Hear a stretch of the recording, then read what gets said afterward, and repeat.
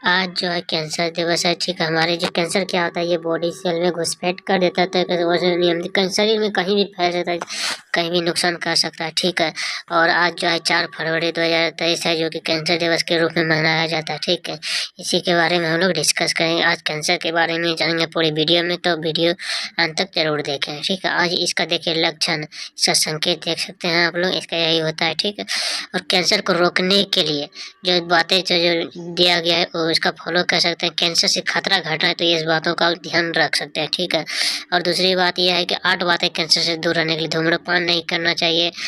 Blood का cancer, चलिए ये ब्लड का कैंसर एक लक्षण सर वीडियो का।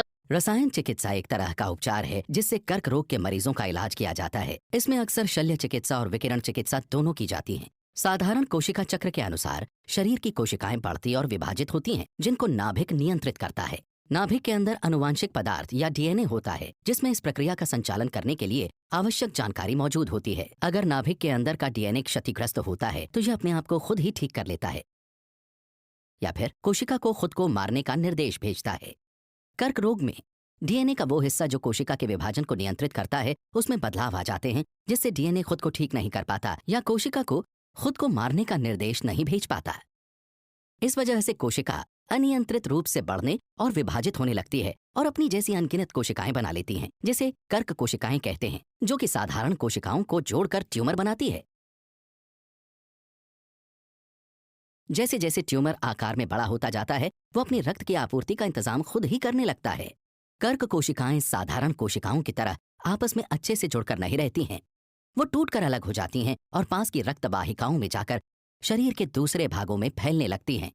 इस प्रक्रिया को मेटास्टैसिस कहते हैं। मेटास्टैसिस के दूसरे आम हिस्से हैं फेफड़े, यकृत, हड्डी और मस्तिष्क।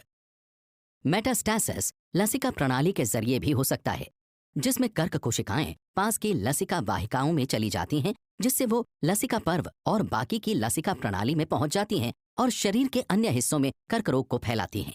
रसायन चिकित्सा में तेजी से बढ़ने वाली कोशिकाएं, जो कि साधारणतः कर्क कोशिकाएं होती हैं, उनको निशाना बनाया जाता है, जिससे कोशिकाओं का विभाजन कम होने लगता है और कर्क कोशिकाएं मरने लगती हैं और ट्यूमर छोटा होने लगता है। अधिकतर रसायन चिकित्सा की दवाइयां दैहिक रूप से काम करती हैं और विभिन्न अंगों में मौजूद मेटास्टैटिक कर्क कोशिकाओं में पहुंचने के लिए रक्त वाहिकाओं में घुसती हैं। हालांकि ये कर्क कोशिकाओं और साधारण कोशिकाओं में अंतर समझ नहीं पाती और अक्सर साधारण कोशिकाओं पर हमला कर देती हैं, जैसे कि अस्थि मज्जा, पाचन तंत्र और बालों की रोम कोशिकाएं। रसायन चिकित्सा के कुछ सामान्य दुष्प्रभाव हैं। 1. कमजोर प्रतिरक्षा तंत्र होने के कारण जल्दी जल्दी संक्रमण होना। 2. दस्त। 3. जी मिचलाना और भूख न लगना। 4. बालों का झड़ना। 5. चोट लगना और रक्तहीनता। रसायन चिकित्सा का उद्देश्य होता है ट्यूमर वाले हिस्सों, साथ ही मेटास्टैसिस के अन्य हिस्सों में मौजूद कर्क कोशिकाओं को कम करना। कर्क रोग के इलाज के लिए रसायन चिकित्सा प्राथमिक या माध्यमिक उपचार है, जिसमें शल्य चिकित्सा द्वारा अंग काटना और विकिरण चिकित्सा शामिल है। रसायन चिकित्सा की दवाइयां दैहिक रूप से गोलियों, कैप्सूल या तरल पदार्थ के रूप में मुंह से, नसों से या मांसपेशियों द्वारा या स्थानीय तरीकों से दी जाती हैं, जैसे कि वक्ष या मूत्राशय के ट्यूमर के लिए नलिका, सीएसएफ में सुई लगाकर या ट्यूमर निकालने के बाद धीरे से घुलने के बाद वेफर के जरिए।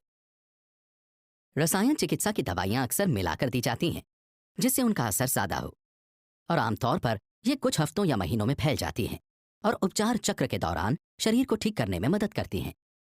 साथ ही साथ ज्यादा से ज्यादा कर्क कोशिकाओं को खत्म करती हैं। रसायन चिकित्सा के मरीजों को आमतौर पर यह सलाह दी जाती है: पहला, पूरी तरह से आराम करें। 2. पौष्टिक आहार लें। 3. दुष्प्रभावों का असर कम करने के लिए दवाइयां लें।